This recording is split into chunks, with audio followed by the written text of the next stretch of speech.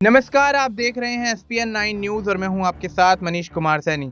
BJP ने महाराष्ट्र में आगामी विधान परिषद चुनाव के लिए 5 उम्मीदवारों की घोषणा की है। इनमें बीजेपी नेता पंकजा मुंडे भी शामिल हैं।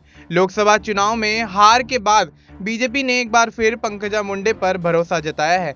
बीजेपी ने इसके अलावा पूर्व विधायक योगेश टिलेकर, परिणय फुके, अमित गोरखे और सदाभाऊ खोत को अपना उम्मीदवार बनाया है। विधान परिषद की 11 सीटों के लिए मतदान की प्रक्रिया 12 जुलाई से शुरू होगी।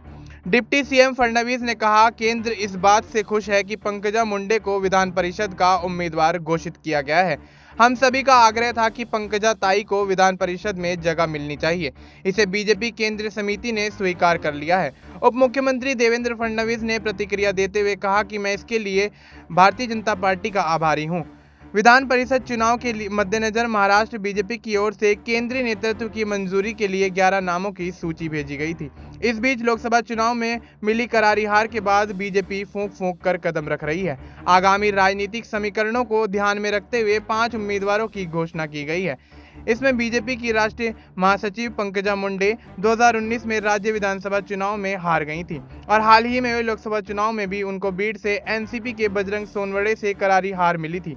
अन्य उम्मीदवारों में तिलेकर पुणे से हैं, खोत सांगली से हैं और गोरखे पिंपरी चिंचवड़ से बीजेपी के पदाधिकारी हैं और मातंग समुदाय से आते हैं, जो राज्य के पिछड़े वर्गों में से एक है। फुके नागपुर से हैं और बीजेपी नेता उप मुख्यमंत्री देवेंद्र फडणवीस के करीबी माने जाते हैं। विधानसभा सदस्यों द्वारा चुने गए 11 एमएलसी का 6 साल का कार्यकाल 27 जुलाई को पूरा होने वाला है।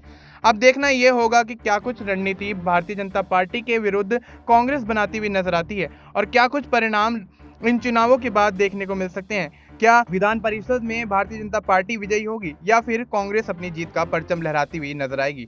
देश और दुनिया से जुड़ी तमाम जानकारी के लिए आप देखते रहिए एसपीएन 9 न्यूज।